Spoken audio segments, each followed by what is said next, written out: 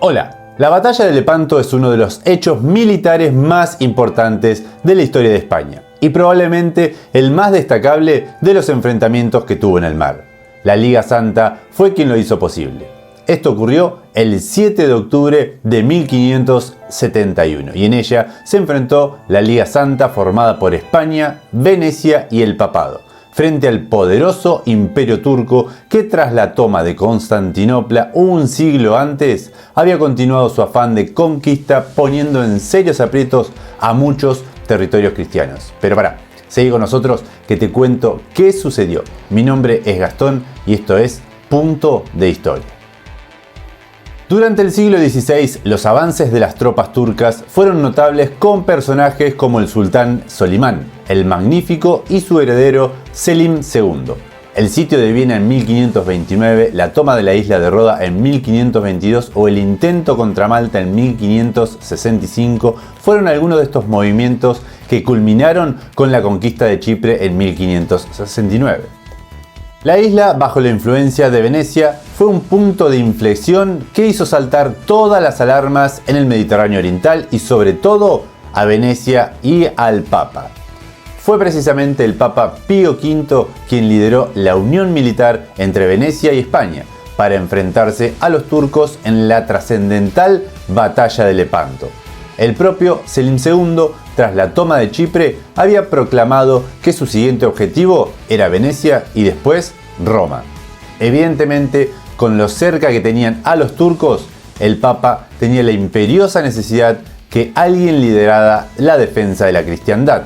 Y la principal monarquía católica, ¿cuál era? La española. Las reuniones comenzaron en 1570 y se plasmaron en la firma del 20 de mayo de 1571, formando una especie de triunvirato militar entre España, el Papado y Venecia.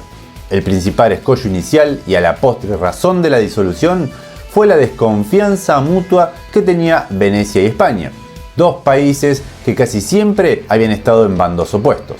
El Papa, por supuesto, tuvo que actuar casi como pegamento entre ambos y así se formó la Liga Santa. Felipe II no tenía ningún interés en iniciar una especie de cruzada contra los turcos, porque ya tenía la monarquía hispánica demasiados conflictos en Países Bajos o los habituales enfrentamientos contra Francia. Tampoco podemos olvidar que gran parte de los intereses hispánicos se situaban en América. Pero el monarca, muy católico al fin y al cabo, debía estar al lado del Papa y así fue. Los españoles aportaron 2/3 de los soldados en aquella batalla.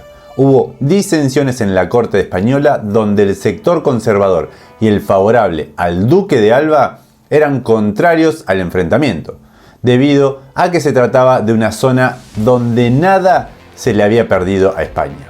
Finalmente se impuso el afán del monarca de defender al papado y a la cristiandad junto a los que sí apoyaban la intervención, como el príncipe de Éboli, con la intercesión de los jesuitas o el propio Don Juan de Austria, que terminó asumiendo el liderazgo de la flota cristiana. Se pueden destacar tres principales objetivos firmados entre las partes. En primer lugar, aparecía la defensa tanto del Papa como de su Estado, es decir, proteger el corazón de la cristiandad. El segundo era el tratado hacia las indicaciones al mando supremo, que recaía sobre la monarquía hispánica y sería asumido por Don Juan de Austria, el hermanastro del rey Felipe II. Y como tercer objetivo existía la prioridad de mantener el Mediterráneo oriental bajo dominio cristiano y evitando por supuesto el control de los turcos. Esta era la gran necesidad y única prioridad de los venecianos, ya que era la principal afectada del avance turco y de su dominio en esa zona del Mare Nostrum. Tras la enorme victoria de Lepanto, donde prácticamente los cristianos destruyeron toda la flota turca, salvo unas pocas galeras que lograron escapar, la liga se disolvió al poco tiempo. El papado, sobre todo, era el principal interesado en mantener la presencia y el hostigamiento al Imperio Otomano en el Mediterráneo, pero ni los venecianos, que firmaron por su parte la paz con los turcos, ni tampoco los españoles, que no tenían ningún interés en mantener grandes contingentes militares en el Mediterráneo oriental, hicieron posible que se alargara mucho más en el tiempo.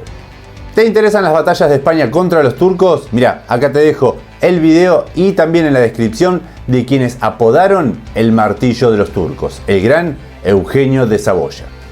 Una de las principales consecuencias de derrota en tamaña batalla a los turcos fue el fin de esa especie de invencibilidad que tenían en el mar. Pese a las enormes pérdidas materiales que sufrió Selim II, numéricamente se recuperó muy pronto y se estima que en pocos meses había construido tantos barcos como había perdido en Lepanto. Llegó a afirmar que solamente le habían cortado las barbas y que le crecerían más fuerte, pero sí se puede considerar que el final del avance turco a gran escala en el Mediterráneo, no ya por las pérdidas materiales, pero sí por las pérdidas humanas. La mayoría de los capitanes turcos murieron en la batalla, así como grandes contingentes militares y de soldados experimentados. El poderío turco no desapareció en el Mediterráneo, como se demostró en la toma de Túnez tan solo 3 años después, llegando a dominar prácticamente la totalidad del norte de África, pero nunca realizaron nuevas ofensivas en Occidente. Desde Lepanto, los turcos comenzaron a poner sus ojos en la parte más oriental de su imperio. Y si te gustan los videos en historia y las curiosidades históricas, no te olvides de suscribirte a nuestro canal Punto de Historia. Es totalmente gratuito y si activas la campanita te va a indicar cada vez que nosotros subamos un nuevo video. Y desde ya, muchísimas gracias por mirar este video.